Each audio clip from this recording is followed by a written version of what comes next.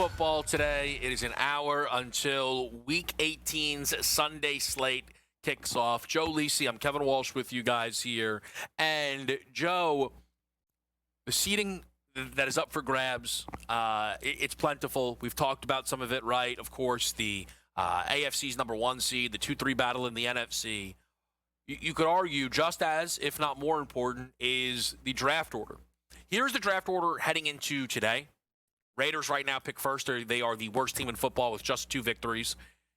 Giants, Jets, Titans, Cardinals. Shout out Arizona for having 3 victories.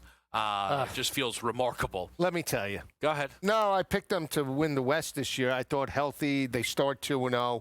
They had all the foundation and the players, I thought, especially on the defensive side of the ball with Walter Nolan and some of the additions with Will Johnson in the draft to potentially make a run. But then the Kyler situation, Jonathan Gannon, and just the offensive philosophy. Look, they can put up numbers with Jacoby Brissett, but that doesn't always equate to winning football games, and that is the problem. They were exposed for not having, once Connor went down, the offensive line's terrible. They can't run the football. And the defense just got exposed and worn down because you're out there for, you cannot play football out there when you're playing multiple plays. And it's just unsustainable. Yeah. And again, I thought he had this team peaking, with 8 wins last year, and they were on the cusp. They lost that Carolina game. I think he's a terrible head coach. They started 2-0. Yeah. I think he's a terrible head coach. The way things have gone in Arizona has been, under-discussed isn't the right word. We just haven't talked about it a lot, but it's been really bad. With all that said, though, Joe, right, who is going to draft first? What is up for grabs? So let me just ask you this quickly. If the Raiders lose, they pick number 1. We know that for sure. Mm-hmm. So let me just start with that game. They are home today against Kansas City. Ola Duncan's going in. The Chiefs are booked as favorites. I don't think Kansas City winning that game is a sure thing. No, I don't think it's a sure thing either. I mean, you have a quarterback in Olin Duncan that threw for 66 yards his last start. Yeah. I mean, come on, we're talking about NFL quarterback play here. Mm-hmm. And we talked to Cap, and we can continue the conversation. They have a major developmental problem with the quarterback. Yep. Where again, Andy Reid, I thought, has lost his fastball. Again, he should pace this team. He should go out there, divisional opponent, and put Pete Carroll out to pasture. Yeah, but I don't feel confident in this group. It wouldn't shock me if this team steps up and Genti runs for 100 and Mayer catches 10 balls for 80 yards and he scores a touchdown and they win it 17-13. Would it shock you? No, not at all. Pete Carroll probably wants to, reliving all the heyday. That is one of the most interesting elements. I'm better than Reed. I still got the fastball. When you have a coach that does not project to be back next season, which I don't think Pete Carroll does, right? Does Pete Carroll care about losing as much as everybody else? No. I'll also say this. I thought they put together one of the great tank efforts of all time last week against the Giants. Right. I think it could be difficult to replicate a tank effort that bad from the Raiders' perspective. Now, as far as because some of these markets are out there, we know that, Joe, right? Which team will draft first? The Raiders are the favorites. If the Raiders end up with the first overall pick, we heavily expect that they would sit there and not only take quarterback, but many people believe that they would, Joe, go out there and very likely select Fernando Mendoza to be that number 1 overall pick. This is something that you and I have talked about is Fernando Mendoza this sure thing? You and I haven't talked, I guess, too much about the playoffs since the playoff. I've said this to people around the office. The nail in the coffin, if you will, in a positive sense, Mendoza against Bama, more touchdowns than incompletions. I was sold. I think he's the guy. I think he should be the first overall pick, first quarterback off the board. I buy into Mendoza as a leader at the next level. Yeah, leader is the big thing. Again, I think that's the biggest attribute that Fernando Mendoza brings. Is he this generational talent that, again, we talk about Jaden and we talk about Caleb last year, having the physical attributes along with potentially the leadership skills to develop into that guy. I think Fernando is a cut underneath, but what he has shown transferring from Cal to Indiana, elevating the players around them, being that model type of quarterback, showing the ability where in multiple games this year against Iowa, against Oregon, against other teams, Penn State, he throws interceptions. He's not fazed. He comes back on the following drive and leads game-winning touchdowns. That's what you want to see from the leadership perspective on the next level. You don't have to always have the physical attributes to be a starting NFL quarterback and be a winner. Yeah. Let's look at Brock Purdy, 7th round. And I know he hasn't won anything yet, but he is the franchise guy, right? Mm-hmm. Tom Brady, Joe Montana. I mean, those type of players where they were looked at as being, well, he doesn't have the arm strength, but they found ways to elevate their teammates and win multiple Super Bowls. That's what Fernando Mendoza, up until this point, has shown, and he's been able to handle the pressure at a program that has just blown up. Yeah. They've just blown up. Think about it. This was a dead football program, and now he is the face of that university with a Heisman Trophy and potentially now a national championship. Phenomenal. I totally agree. I've been so impressed. There's elements of Dante Moore's games that I'm not entirely sold on. Listen, I think in the right scheme, Dante Moore has upside, but I still think he's raw. I still think some of the negatives that we saw with Chip Kelly at UCLA, now granted he was a freshman, but they're still showing at times, but he has a better team around him. Yeah. And I think that's where maybe it's sort of hiding and maybe overshadowing some of his weaknesses. So as far as those scenarios go, and again, there's just a lot of permutations and things can get moved around, right? Outside of Mendoza, would you I got to reach up and grab this guy? Now, do you mean quarterbacks or any player? Any player. Is there anybody that you're like enamored with that you would say, wow, Reuben Bain or, I mean, people will say, well, Reuben Bain. But if Reuben Bain, let's see how he plays the next 2 games if he gets that opportunity. He's going to have a great shot against Trinidad Chambliss. Show me you could run down him. Sure. And obviously, when we talk about Max Crosby and Myles Garrett, just being those generational talents off the edge. Okay, because if you're the Raiders, you have to take a quarterback. Dead man Geno Smith, I'm sorry. He's a dead quarterback. He's a backup. He's not, he had great success with Pete in Seattle. That was their 15 minutes of fame. He's no longer a guy that you say you're building a program around. No, the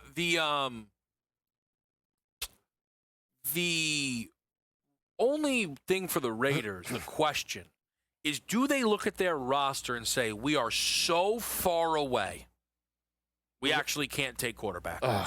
Bad O-line, bad D-line, bad secondary. But then when do you get the quarterback? I've said this before, and teams do not operate this way, but some people will say if the Raiders don't take a quarterback right now, you can't be sure you're going to be in the position to take one next year. That isn't true. It's just not true.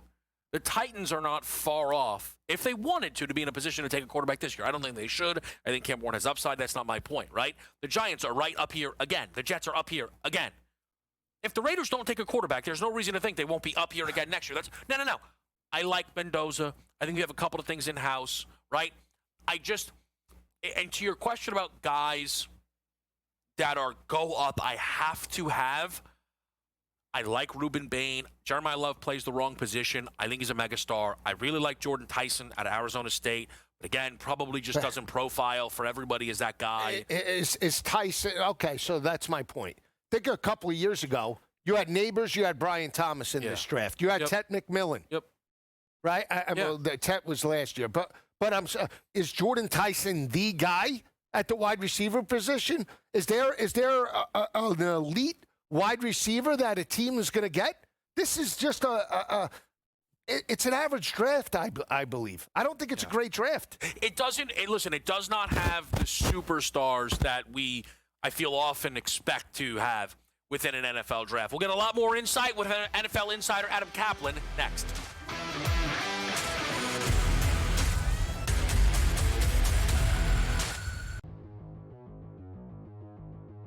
Let's play a little buy or sell. I think it's pretty evident that despite being one of the best tight ends in the history of the NFL, Travis Kelce's play and physicality and everything, with all due respect, took a big step back. This was easily his worst physical season of all. He just didn't look like himself. Travis Kelce will retire after the season, buy or sell. Yeah, I'm probably 60-40 on this that he retires. The only thing I'd say that maybe he returns is because he doesn't want to end the way it ended, not making the playoffs and that sort of thing. But let's just say for Giggles, that Mahomes, he isn't going to be ready for September or October. And unless they get a really good veteran quarterback, maybe he doesn't want to deal with that either. Go through a training camp and you may not make the playoffs either next year. So I'm probably 60-40. I think he's done. Too bad. Hall of Fame career. I guess good luck with Travis Swift and your podcast with Jason. I'm buying this. Andy Reid addressing this question this week. Why? He could have just deferred and said, I don't know, we'll see. Fully answered the question about this maybe being his last game. What does that tell you? He knows. Everybody knows. I'm not 60-40, 90-10. I'm on bye. Bo Nix versus Caleb Williams. You'd rather have Nix over Caleb Williams in a dynasty league. That's a tough one. I think I'm going to go Caleb here, mainly because he has more running ability than Nix. I think he'll also say healthier than Nix. I might like his receivers more as well. He's got Dunze, he's got you got DJ Moore, you got the good tight ends here. Probably do lean towards Williams here. Not by a hell of a lot. It wouldn't be an easiest choice here, but I'm going to go with Caleb Williams here. I would agree. It's not that I think that Ben Johnson is a better coach than Sean Payton. I think Ben Johnson is better for Caleb Williams than Sean Payton will be for Bo Nix. I think running is going to be a big part of what Denver does in the future. So there you go. I'll sell. Fantasy Sports Today. Friday starting at 3 p.m. Only on SportsGrid.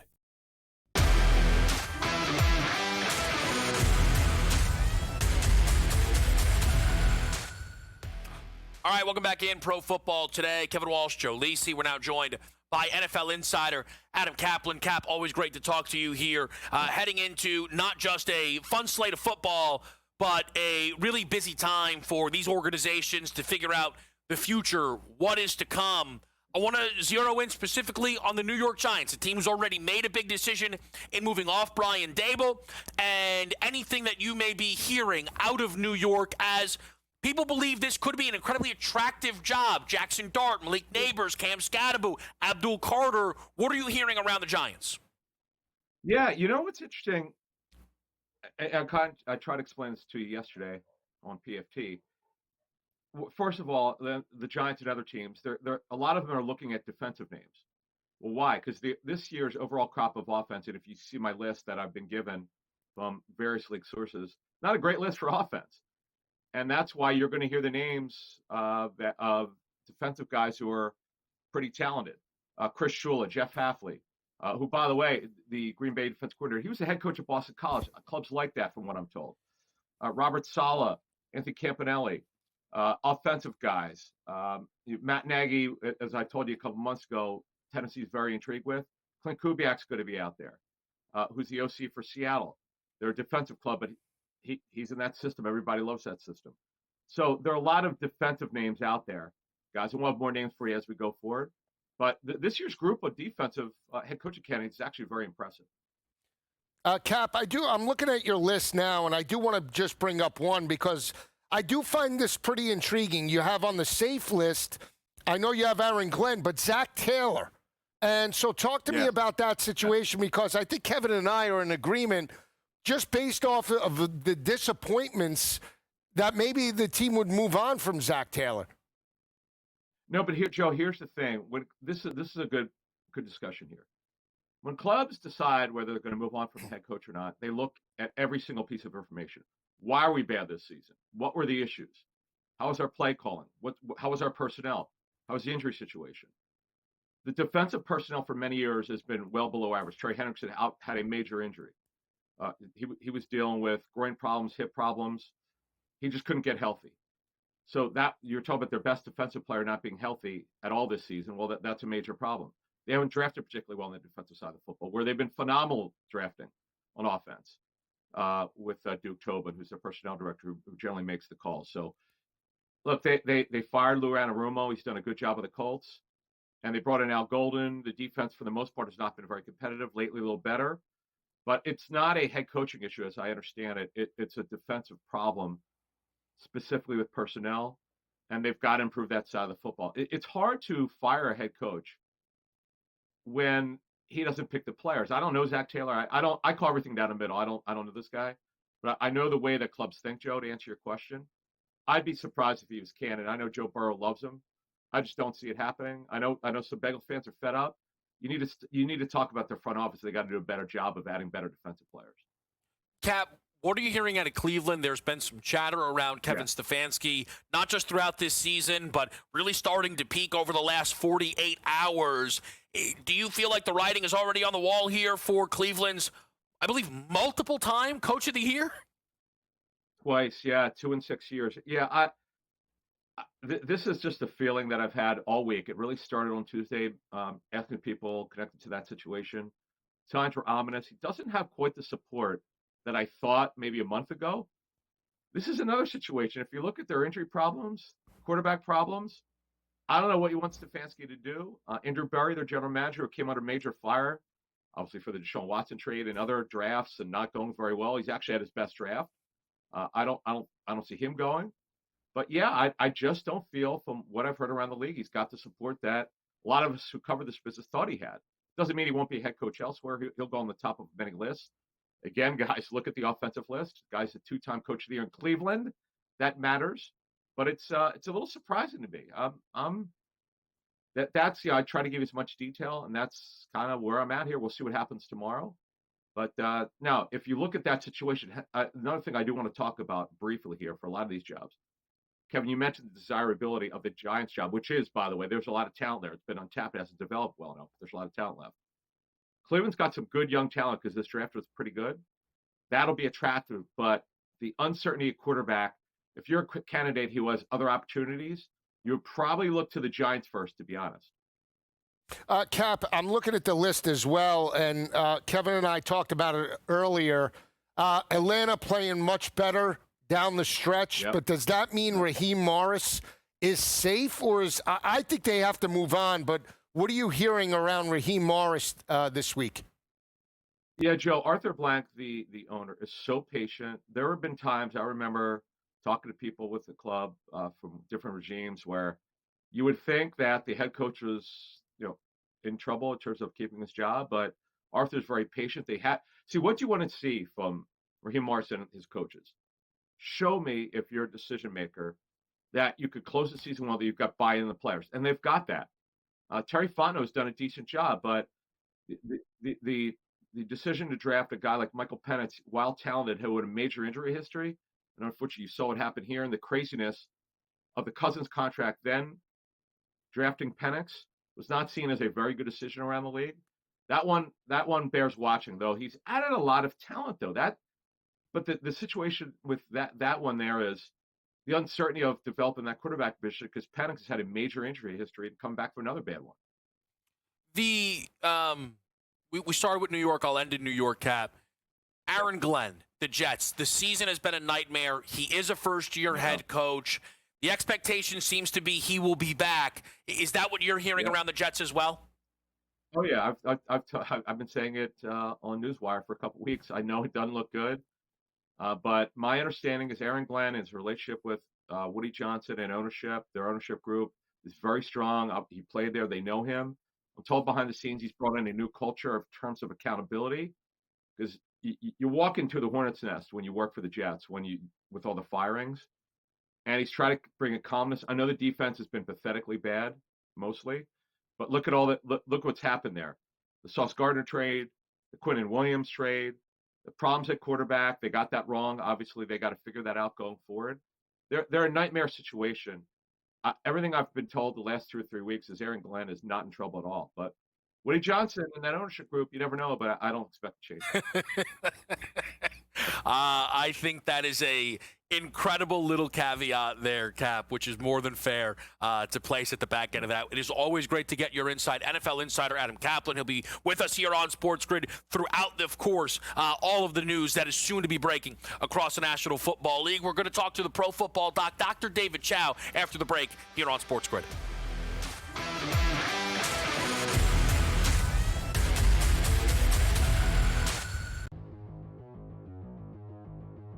Let's play a little buy or sell. I think it's pretty evident that despite being one of the best tight ends in the history of the NFL, Travis Kelce's play and physicality and everything, with all due respect, took a big step back. This was easily his worst physical season of all. He just didn't look like himself. Travis Kelce will retire after the season. Buy or sell? Yeah, I'm probably 60-40 on this that he retires. The only thing I'd say that maybe he returns is because he doesn't want to end the way it ended, not making the playoffs and that sort of thing. But let's just say for Gales and Mahomes, he isn't going to be ready for September or October, unless they get a really good veteran quarterback. Maybe he doesn't want to deal with that either. Go through a training camp, and he may not make the playoffs either next year. So I'm probably 60-40. I think he's done. Too bad. Hall of Fame career. I guess good luck with Travis Swift and your podcast with Jason. I'm buying this. Andy Reid addressing this question this week. Why? He could have just deferred and said, I don't know, we'll see. Fully answered the question about this maybe being his last game. What does that tell you? He knows. Everybody knows. I'm not 60-40, 90-10. I'm on buy. Bo Nix versus Caleb Williams. You'd rather have Nix over Caleb Williams in a dynasty league. That's a tough one. I think I'm going to go Caleb here, mainly because he has more running ability than Nix. I think he'll also stay healthier than Nix. I might like his receivers more as well. He's got a Dunze. He's got you got DJ Moore. You got the good tight ends here. Probably do lean towards Williams here. Not by a hell of a lot. It wouldn't be an easiest choice here, but I'm going to go with Caleb Williams here. I would agree. It's not that I think that Ben Johnson is a better coach than Sean Payton. I think Ben Johnson is better for Caleb Williams than Sean Payton will be for Bo Nix. I think running is going to be a big part of what Denver does in the future. So there you go. I'll sell. Fantasy Sports Today. Friday, starting at 3 p.m. Only on SportsGrid.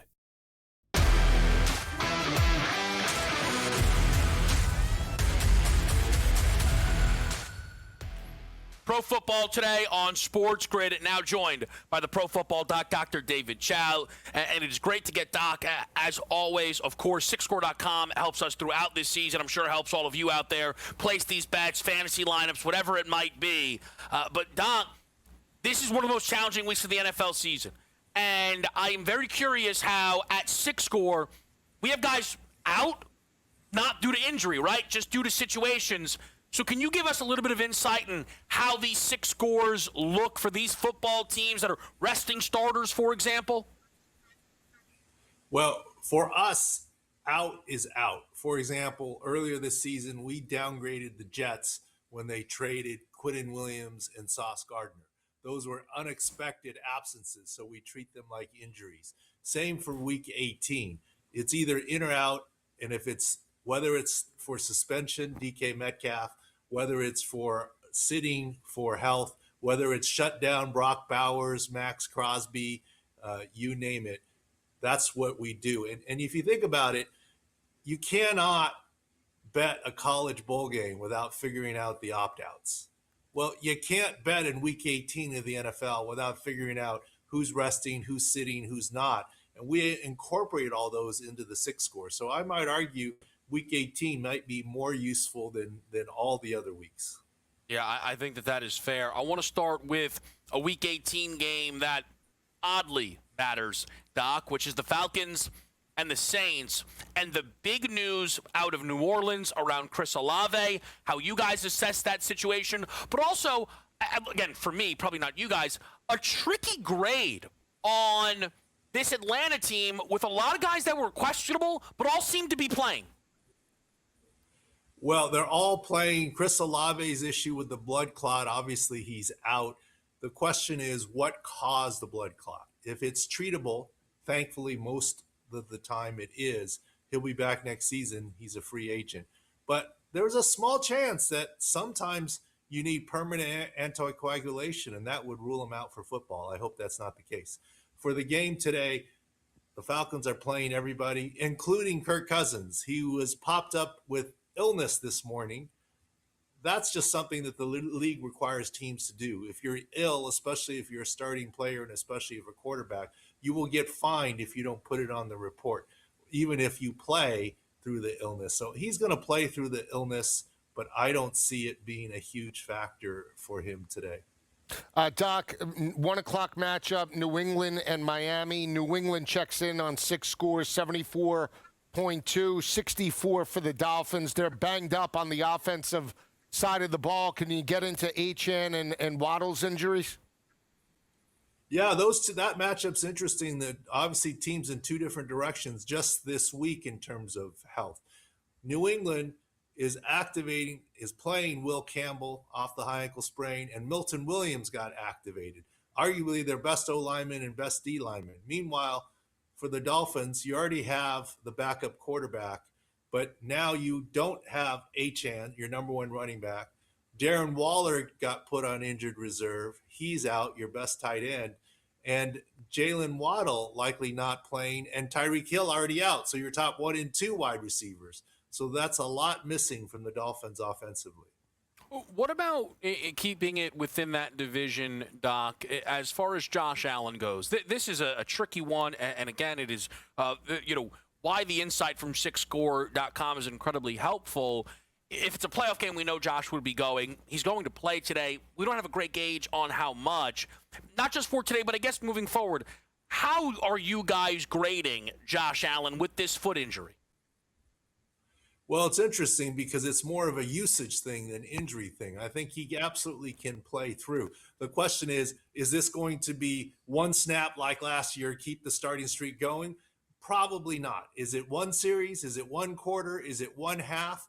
That's between Sean McDermott and Josh Allen there right now. But I do not expect him to play the whole game. And so you will see Mitch Trubisky in here, and we do try and incorporate that some. But the more powerful thing there is still the Jets have a lot of shutdowns and defensively are very hampered. And, of course, even on offense, Breece Hall is out as well. Doc, let me just get you before we get chatting. We appreciate it as always. Sunday Night Football, Lamar Jackson back, a back contusion. Enough to keep him out last week. Says he's 100% this week. What is your guys' read on Lamar?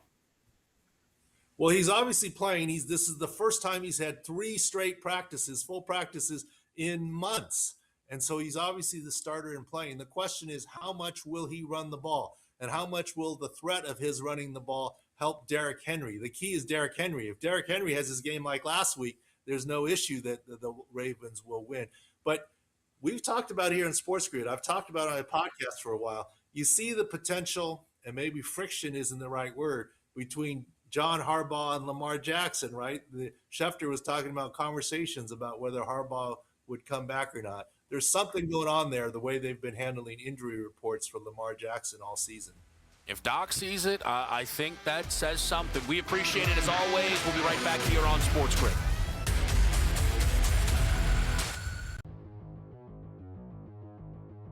Let's play a little buy or sell. I think it's pretty evident that despite being one of the best tight ends in the history of the NFL, Travis Kelce's play and physicality and everything, with all due respect, took a big step back. This was easily his worst physical season of all. He just didn't look like himself. Travis Kelce will retire after the season. Buy or sell? Yeah, I'm probably 60-40 on this that he retires. The only thing I'd say that maybe he returns is because he doesn't want to end the way it ended, not making the playoffs and that sort of thing. But let's just say for Gales and Mahomes, he isn't going to be ready for September or October. And unless they get a really good veteran quarterback, maybe he doesn't want to deal with that either. Go through a training camp and he may not make the playoffs either next year. So I'm probably 60-40. I think he's done. Too bad. Hall of Fame career. I guess good luck with Travis Swift and your podcast with Jason. I'm buying this. Andy Reid addressing this question this week. Why? He could have just deferred and said, I don't know, we'll see. Fully answered the question about this hit maybe being his last game. What does that tell you? He knows. Everybody knows. I'm not 60-40, 90-10. I'm on buy. Bo Nix versus Caleb Williams. You'd rather have Nix over Caleb Williams in a dynasty league. That's a tough one. I think I'm going to go Caleb here, mainly because he has more running ability than Nix. I think he'll also say healthier than Nix. I might like his receivers more as well. He's got Dunze. He's got you got DJ Moore. You got the good tight ends here. Probably do lean towards Williams here. Not by a hell of a lot. It wouldn't be an easiest choice here, but I'm going to go with Caleb Williams here. I would agree. It's not that I think that Ben Johnson is a better coach than Sean Payton. I think Ben Johnson is better for Caleb Williams than Sean Payton will be for Bo Nix. I think running is going to be a big part of what Denver does in the future. So there you go. I'll sell. Fantasy Sports Today. Friday starting at 3 p.m. Only on SportsGrid.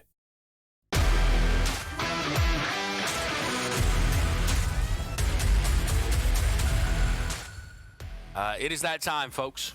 It is that time with you here on a Sunday morning. We are incredibly excited to go through a Week 18 Sunday slate. Kevin Walsh and Joe Lisi. Talk to me just quick before we whip it around, my friend. Yeah. How do you feel here heading into Week 18? I'm hoping, and I haven't looked because we were doing the segments, but I'm going to start to look now. I hope some of the markets have opened up. They had no touchdown scorers for Green Bay, Minnesota. They had no touchdown scorers for the Dallas game. Yep. Are any of the props up? Otherwise, we're going to be limited again. I did take. Yeah. We'll get into the Cleveland game, but I'm high on my crunch, so I did put that in the break. I'll try and do a relook on some of the places where maybe you're looking for a wider menu. But it's just here we go, like slim pickings. Like, it's like betting the Liberty Bowl when there's one bowl game left. We're going to be just fine. We're going to be just fine. We're going to be just fine. I feel good about it. I think it's a good day for us. All right? I hope you're right. Falcons Saints. Okay. 3.5 to 4, maybe a 4.5 out there on Atlanta. Yeah. Total in this one, 43.5. Okay. I think everybody's favorite, Kevin Austin Jr., could be live in this game. No Chris Olave. Here we go. Tyler Shuck's been throwing it all over. I think New Orleans covers. I think they have an absolute good chance to win this football game. Give me the Saints here, Joe, in Week 18. All right, I'm going to go to the other side. I don't love it. All right, but great. That'll be remembered. That'll be notified. Look, mark it down, all right? Here's the thing. I lean to the Falcons just because I believe their defense has been playing a little bit more opportunistic. I don't trust Tyler Shuck in a road environment. I know they've been playing well. He was able to play well against garbage teams. I think this is a different animal with respect to the secondary, with Watson, that crew. So I'll go with Atlanta. But I do feel we get through the 43.5.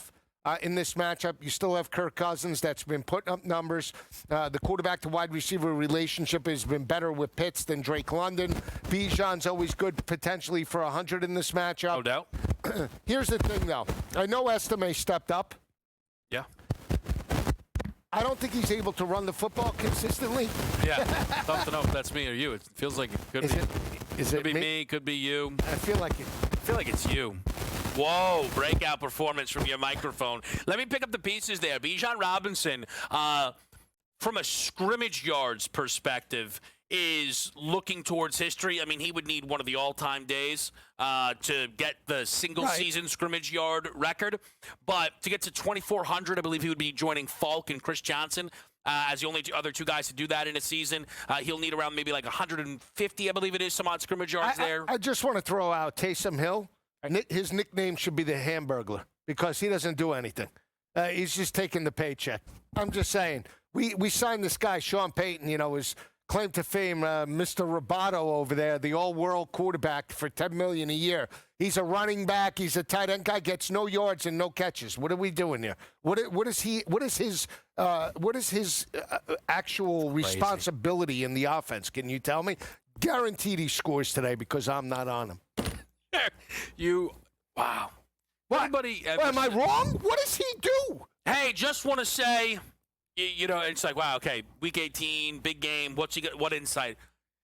Taysom Hill should be called the Hamburglar. It's like, all right, Joe. Thanks. That's the truth. Browns, Bengals. I gave you the breakdown. 7.5, 8.5 point spread. Up to 9.5 in some spots now. 47.5 total. What? Myles Garrett going for the sack record. He might get it. No doubt that he'll be gunning for Joe Burrow today. But again, if you're Cincinnati, you want to close this game or this season on a positive note. We heard Cap in the last segment say that Zach Taylor's safe. That's a little intriguing to me based off of the body of work over the last couple of years. But again, if he's safe, finish out on a positive note. I mean, Burrow's playing. There is no reason why they shouldn't be able to cover this 7.5-point number. You beat up on garbage teams like Arizona at home. This is another opportunity with an offense that's been very inconsistent outside the rushing attack. Yeah, I lean towards Cleveland in this football game. I like Shedeur Sanders over 193.5 passing yards. I think his longest pass is worth a look as well if you want to get involved in that capacity. I'm on, just so you know, I took Noah Fant anytime touchdown at 7-1. Okay. And I did take Yoshi Vash. Oh, right. During the commercial break, you did ask, can Yoshi Vash get 100? Well, my point is, again, They shut it down. They shut it down after they beat up on Arizona. With 2 games in. Go ahead. 100. Yep. 100. I like Rocket Sanders. I altered him up to 70+. I know someone else that likes Rocket Sanders. Good intel for you. Good Oh, intel for you. The Yeah. sibling. Family. Yeah. I feel so much better. Yeah, so, Okay. something to keep your eyes on here. Packers-Vikings, 12.5-point number. J.J. McCarthy laying an absolute truckload. Nicest thing I'll say about McCarthy, if it was Brosmer, I would be taking these points potentially as a best bet. With McCarthy, hard to say. Justin Jefferson could smash numbers in this game. Clayton Tune's not the worst quarterback in league history. 37 totals. This game light? Clayton Tune going back to Houston? Man, like his days in Houston? I'm just saying. Yeah, right. Like right. he chucked it. He was one of the nation's leading passers when he played for the Cougs. Minnesota, opposite. I mean, there's weapons there. Right. So you're thinking we should go through, if I turn on the game and I take this total, I swear I'm going to jump over the desk if I see this with J.J. McCarthy, 46 yards passing. Mm-hmm. I swear, the fact that he has been so bad, but there's no reason why he shouldn't throw for 250 indoors on a defense that just gave up 41. Now, granted, that was on the ground to Baltimore. Backups in there. Oh, boy. You're going to get me in on this. He likes this total. Packers-Vikings. Add it to your card. 50+? And highest scoring game of the slate. Tune and Let me look. Tune and McCarthy to combine for 600? 600? 300 each. 300 each. Hold on. Let me get a Clayton Tune alt. Let me see if they're offering it. Let me see. Hold on. Clayton Tune, 160 is light. Ugh. I mean, Clayton Tune, let's see as high as it goes. Hold on. For 300, 24-1. You like it? His combined passing. See now you're going to get me. See, in you trouble. did this. No, this is what you do when their you're combined passing props 350. What? 350 for a straight number for Tune and McCarthy. They're giving us 2-1 for them to throw for 400. To get to 500, it's as high as it goes. It's 13-20 next game. We got the game of the year here. Cowboys-Giants. Jackson Dart versus Dak Prescott. Field goal number, 50.5 total. This number looks light. It's worrying me. I think Dallas could win this game by 1,000, quite frankly. I'm not entirely sure what's going on here with this total. I mean, shouldn't Dallas be like an 8-point favorite? Microphone man. Don't you think that Dak Prescott... Listen, Dak Prescott only needs about 518 passing yards to throw for 5,000. I think that's on the board. I could see it. I'm taking the Giants. You like the Giants, I'm really? taking action. Really It's 25 degrees outside. What does that mean? You think this dome team is going to walk into MetLife and play? Nah, come on. Why not? Come on. I don't love the Giants, but this has got... You sound like you love the Giants. Maybe I Sound do. like a best bet. Plus 148 on the money line. I no think this Theo Johnson. This isn't a Dallas smeesh. I don't think they're going to be. Is Pickens going to be wearing the helmet, like the Under Armour across the mouth? He's going to be. It's going to be. Yeah, it's going to be cold. It's going to be freezing. CeeDee Lamb, big game. Nah, they're not going to. Pickens, Dak. Maybe a big game for is Williams playing Javonte? 518 yards for Dak. Gets the 5,000. No? 518 yards. If I would have said that, you would have called me crazy. You would have had me committed. But because you're the host of the show, it's acceptable. I like the Giants outright. I'm not taking any preps. Titans, Jags. Let's sneak it in. 12.5 number. You like the Titans in this game? I do. I think that I do. Plus the 12.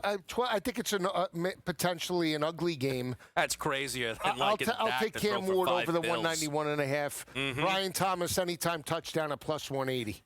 Trevor Lawrence needs 4 touchdowns to have a 30 passing touchdown season. They'll be to Parker Washington, Jacoby Myers, Brenton Strange, and Etienne. Listen, I'm just saying. And the number one guy that we're paying all this money for. He's on a rookie deal. Yeah, he's getting less money than most. Don't have to throw him the football. Oh, wow.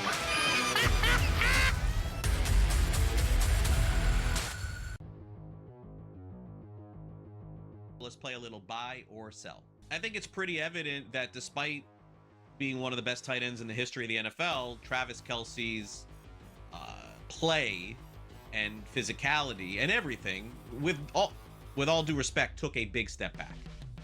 This was easily his worst physical season of all. He just didn't look like himself. Travis Kelce will retire after the season, buy or sell. Yeah, I'm probably 60-40 on this that he retires. The only thing I'd say that maybe he returns is because he doesn't want to end the way it ended, not making the playoffs and that sort of thing. But let's just say for Gales and Mahomes, he isn't going to be ready for September or October. And unless they get a really good veteran quarterback, maybe he doesn't want to deal with that either. Go through a training camp and you may not make the playoffs either next year. So I'm probably 60-40. I think he's done. Too bad. Hall of Fame career. I guess good luck with Travis Swift and your podcast with Jason. I'm buying this. Andy Reid addressing this question this week. Why? He could have just deferred and said, I don't know, we'll see. Fully answered the question about this maybe being his last game. What does that tell you? He knows. Everybody knows. I'm not 60-40, 90-10. I'm on bye. Bo Nix versus Caleb Williams. You'd rather have Nix over Caleb Williams in a dynasty league. That's a tough one. I think I'm going to go Caleb here, mainly because he has more running ability than Nix. I think he'll also stay healthier than Nix. I might like his receivers more as well. He's got Dunze. He's got you got DJ Moore. You got the good tight ends here. Probably do lean towards Williams here. Not by a hell of a lot. It wouldn't be an easiest choice here, but I'm going to go with Caleb Williams here. I would agree. It's not that I think that Ben Johnson is a better coach than Sean Payton. I think Ben Johnson is better for Caleb Williams than Sean Payton will be for Bo Nix. I think running is going to be a big part of what Denver does in the future. So there you go. I'll sell. Fantasy Sports Today. Friday, starting at 3 p.m. Only on SportsGrid.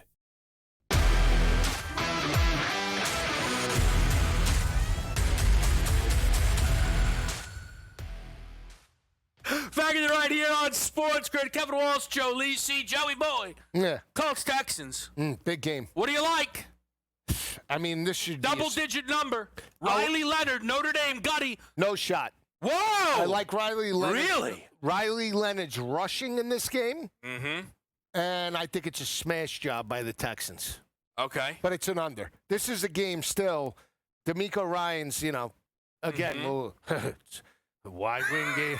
Why score 40 when we could score 14?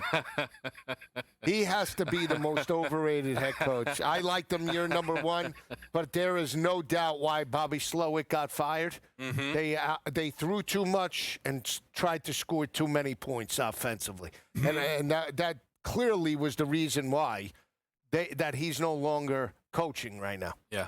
I'm serious. D'Amico Ryans, and I'll just say this before they go. Yep. That mentality will catch you in the playoffs, expecting your defense to be 100% clean with the offense with minimal effort and hoping that you could just score 14 and win games. Good luck with that. Good luck. I think Riley Leonard can cover this number. Nico Collins, a healthy scratch in this game. To me, the Texans are kind of doing one of the – I think the Texans are going to be keeping an eye, by the way, on the Jaguars game the whole way. The second they feel Jacksonville's clinched it, they're taking guys out. They're just letting it be what it is. This is a situation here where I think the Colts can actually surprise and hang around in this game. Lions-Bears, this is one of the big ones, Joe. Field goal number here. Chicago needs it to clinch the 2 spot. Detroit probably wants it, though, just as bad. What do you like in this game? I told you when the Bears lost to San Francisco, I was impressed in the loss, how they went out there, and I believe that their quarterback is playing with confidence. And clearly, I understand Dan Campbell wants to set a precedent, and this is going to be, they want to showcase that. But they are a paper tiger right now. They are the Mike Tyson, Buster Douglas type of situation where they were the bullies on the block. They got knocked out, and they haven't recovered since. There's no offensive identity. They think they could do it, but they haven't gone out and executed it, and that's evident by the home loss to Pittsburgh and some of the games down the stretch. I do believe in Chicago. I think they have confidence. I think they can run the football with Swift and Monangai on the ground. And to your point, 270 for Street Ball Williams. I love the relationship with Colston Loveland. I think they could put up 50. Ben Johnson put up 50 on Chicago in this situation last year. I think it's reversed. I think that Caleb Williams does exactly what everybody is looking for. 4,000 yards from a Chicago Bears quarterback for the first time in league history. They're the only franchise that does not have a 4,000-yard passer. I think there are some fans truly in Chicago who care more about that than winning this football game. People will think that's nuts. I don't care. I truly believe it. Jets-Bills. The New York Jets do not have an interception all season long. What do you like in this game? Do the Jets get an interception? I think they do. I think somehow, some way they do. It might be a batted ball defensive lineman. I don't think it'll be a defensive back. I think it'll be some crazy play where whether it be Allen or Trubisky under pressure, throws it bounces off a helmet, and the linebacker or D lineman get it. It's the first time since 1933. Remarkable. Leather. Were they wearing leather helmets back then or no helmets? The Otto Grange days. No helmets is good. I think there's an opportunity for this game to be a rocket ship. James Cook and the rushing title, it's something that absolutely matters to him. We will see how he approaches it. Jonathan Taylor will go first. I think the Jets might try and jump every pass. I'm pretty sure if Josh Allen plays in this game, just hits one right? Right? I think they're biting on it with deep shots all day. Khalil Shakir, anytime touchdown, should it be on, if not all cards? I would say every card, quite frankly. Chargers-Broncos, field goal number here? No, just imagine. 14.5 now. Oh, me, oh, my. Yeah. A monster jam by Blake Griffin. It's a big-time number here, Joe. Yeah, I think Harbaugh could keep it within the number even with backups. I honestly believe that 13.5 is way too much for a divisional opponent. It is Harbaugh, and they're not a gutless football team. I think they're going to be within margin. But, again, styles make fights. We'll see if Big Bad Bo Nix and Denver can dominate. I haven't decided yet if I'm taking Evan Ingram anytime touchdown. He hasn't scored since, what was the game? What game was it? Was the Eagle game. The Eagle game. Yeah. Well, which, again, it all adds up because no team you respect more than the Eagles. Chiefs-Raiders. I like Ashton Genty's rushing yards if they ever post him. I don't know if they will. They're not going to post him. Why not? Nah. He might get loose. No Geno Smith. Throw me the ball, Geno. You like Ola Duncan? No. All right. No, he's terrible. Keenan Allen's one of, by the way, sorry, I meant to say this. Sorry. Yeah, with the Keenan Allen. He's one of the most important incentive guys on the slate. He needs 6 grabs. It'll basically win him $1 million. I am very curious if books will be willing to post props today on Keenan Allen. Again, Chiefs-Raiders. I think the Raiders can actually win this football game. I think the Chiefs are just as bad as the Raiders with what they're sending out there here in this game. Cardinals-Rams, Joe. This will feature in Sell Me Something for me. Anything for you that you want to put on the card? This is up to 14 and a hook now. I mean, how about the over 47.5? I mean, based off the pathetic effort Thursday night against Atlanta, or that primetime matchup, I think LA could put up 47 on their own. I think that is They fair. did it in the last game. It was 47-15. No, I think that's fair. I mean, Stafford could throw for 8 touchdowns. Combinations are going to be kind of shooting out of my eyes as this day goes on here. Dolphins-Pats. We haven't talked a lot about this. They could get the 1 seed. They don't want to fall probably to the 3. I think they handle business here, but the Dolphins have punted on this game. Like, A-Chain was going to be a big incentive guy for people on this slate. They're not even playing guys in this game. But 13.5 is also out of whack. I lean Dolphins on the number. I don't like this game really at all. I'm going to lay it. I think the Dolphins are gutless. Fair enough. But props-wise, I did take Jalen Wright. Anytime touchdown, he's going to obviously take over the rushing attack with A-Chain out. Potentially maybe 60. Ramondre Stevenson, not utilized. He gets 48 yards in the first half. Had him for 50 last week. Doesn't sniff it because of the game plan. It was all Travion Henderson in the second half. I think he hits paid dirt today at plus 120. Commanders-Eagles. We're going to do the Sunday night game on the other side of this break. I like Tank Bigsby to find the end zone here. Tanner McKee Day. Get excited. Yeah, all Philly. They're trending, even with backups. I think they bury them. And I lean to the under because I don't know what you're going to get outside of Chris Rodriguez in the rushing attack. I think Tank Bigsby could score like 3 touchdowns, quite frankly, in this game. We might have to just continue to add. I do believe the Eagles are wearing Kelly Greens in this game as well. Well, all right, there goes Tank Bigsby for about 600 yards added to my card. Saquon Barkley in the Kelly Greens is always one of the best players on. Let's just keep. Hey guys, Tank Bigsby, we're going to be getting in the mix. Sunday Night Football, sell me something. Best bets, all next.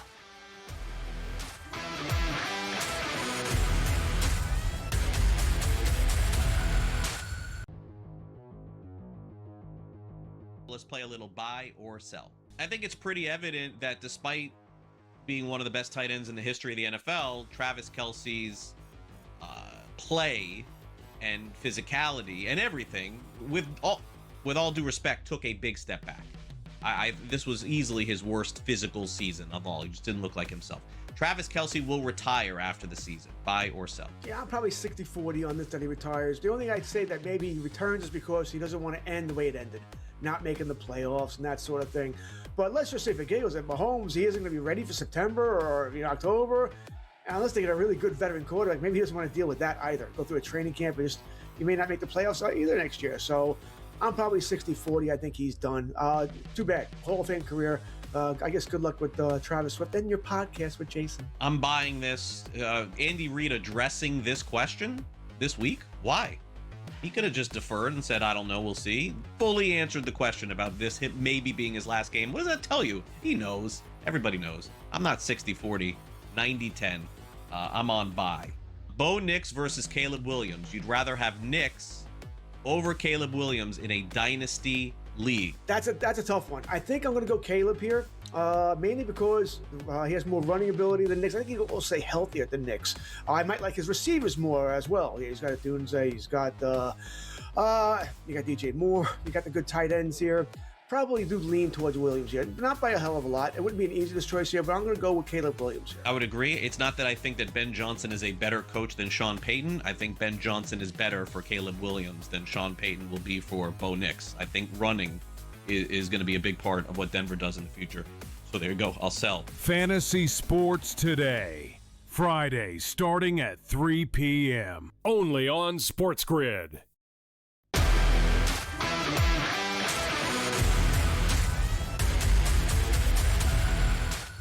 Okay, we begin with Sunday Night Football, Ravens-Steelers. Winner takes the North. Loser, out. Lamar Jackson versus Aaron Rodgers. I believe the Ravens win this game. I am ready to send any and all missiles towards this over, but I've not placed it yet. I did bet Lamar Jackson over 1.5 passing touchdowns at plus 155. That is an outrageous number on a multi-time MVP. Lamar, the last time he was his first game back from an injury was against the Dolphins. He threw 4 touchdowns. I think Lamar throws 2, if not 3, if not 4 in this football game. What do you like here, Joe? Sunday Night Football. You got me in on the over, so we're booked on the same side there. I do feel, with all the chips in the middle of the table, we have points aplenty potentially, but I'm going to take the points with Pittsburgh. I just think people are expecting Lamar to just come out there and just win this game in dominating fashion. I don't see it. Playing at home, I think, is a factor in this matchup. Give me the home field. Give me the team.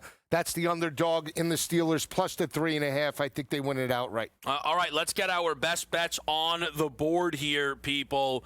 I truly did not know your best bet until right now, actually. Mm-hmm. And I'm very happy about it. Is what I will say. Why is that? This is a home best bet. Like, this is where you belong, right here in the 1 o'clock window with the NFC South. Yeah, I took the over, and we're seeing 42.5 in some markets, but 43.5. For the Saints-Falcons. I like the way both offenses are clicking, a little bit different identity. We saw 30-plus points out of the Saints last week. Granted, it was against Tennessee, but it doesn't matter. I think you might have turnovers. I also think both rushing attacks and quarterbacks can cook, so give me over 43.5. First meeting was a dead under, but that was the second game back, I think, for Kirk Cousins. Since that time, he's played consistent. Keep an eye out for Pitts, and also keep an eye out for potentially Juwan Johnson in this matchup. All right, eyes on Juwan Johnson here. This is a game that the Falcons control the fate of the division, but it has nothing to do with them or New Orleans. Tampa or Carolina will go to the playoffs. I am playing, we talk about incentives. The money is nice. The records are more important, and the Chicago Bears never having a 4,000-yard passer has loomed over this team for a very long time. And Caleb Williams said he was going to be the guy to break that. And he tried to do it last year, and they couldn't. And this was the year to make it happen. And for a while, it didn't look like it was going to be the case. And then he had a monster game against San Francisco. And he is now well within striking distance. Maybe he falls short. This is a team who's also trying to win this game, playing the Lions, who are a bad defense. Every single thing is set up here for Caleb Williams to throw for 270. But I am not playing the 270. I'm playing the 239.5, straight bet, best bet on this slate. I think he gets to 270. Can't get there without getting to 240. I love Caleb Williams over the passing yards, Joe. No, it's a great look. Again, I think Chicago is the right side. They're playing at home. They have everything in front of them. And they need Caleb Williams to play like Caleb Williams has played in the passing attack. He's been dynamic, has put up solid numbers. Now at home against a defense that's crumbling, give me Chicago and give me Caleb to break through potentially 3.25 today. We will continue to follow all of these games here in-game live. We'll have all of that coverage. But what we really want to get the people is some sell me something. Now, I'm letting Lisi close the deal because, you want to talk about, oh me, oh my. So this is probably one of the shorter sell me somethings that I've done on the season. But what I am kind of imploring is it is a straight bet nature, right? Like we all, unit structurings, things of that nature. I think we have ourselves a real opportunity here because Jackson Smith and Jigba at one point looked like he could have a 2,000-yard season. He finished under 1,800 yards. And he gave Puka Nacua legitimate life to catch him for the receiving yard crown this season. Puka Nacua needs 154 yards to tie, 155 to pass JSN. You might think that's crazy. The 3 games before the matchup with the Falcons, Puka Nacua, 167, 181, 225. Plus 550 Puka Nacua to get for 150 yards, catch JSN. It's one of my favorite bets on this slate today. I love Puka. Enough of the nonsense. Don't even just go ahead, give the people what they really want. Well, we did a 4-leg parlay with the tight ends yesterday. We get the first 2, and then we couldn't get Barner and Kittle in the yard. So we're going today with the 6-leg tight end special. Dewan Johnson, Kyle Pitts, Noah Fant, Brenton Strange, Colston Loveland, Colby Parkinson, anytime touchdown. I took it with a profit boost for 1434.08. But come on. Tight ends, baby. Give me the tight end. Who doesn't like a tight end? Let's be honest, and I know what you're thinking at home. I can't believe Evan Ingram's not in that parlay. I know that's what you're thinking. Evan Ingram's could be free to score here on today's slate. Joe Lisi, Kevin Walsh, in-game live is next right here on SportsGrid. Start.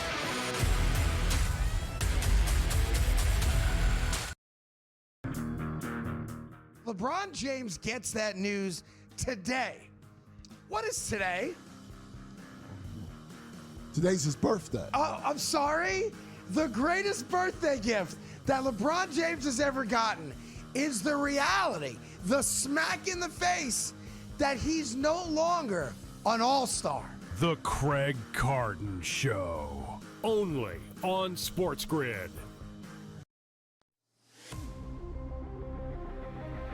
He's out again. Anthony Davis is injured once again and is going to miss time with the Dallas Mavericks for a minor groin strain. Likely will miss a few games. And I don't even know what a few games is to Anthony Davis because Anthony Davis seems to always be missing time. Pro basketball today, only on SportsGrid. I know exactly what Patriot Nation is screaming this morning. It's Drake May time. Give him the trophy. MVP. Stop it, please. Just sit down. Yes, Drake May has had a nice season. But let's be real. He has played a JV schedule of defenses. He is carving up the easiest slate of defenses in the NFL this season. Congratulations on your beatdown of the Jets. The Early Line, only on SportsGrid. It's going to open up Pandora's box, but I will say this. I do believe players that sign now, like Najee, should not be eligible now but should have to sit out and come back in next year. It's just a slippery slope. And I agree with people like Tom Izzo. I don't like it at all. College basketball today, only on SportsGrid.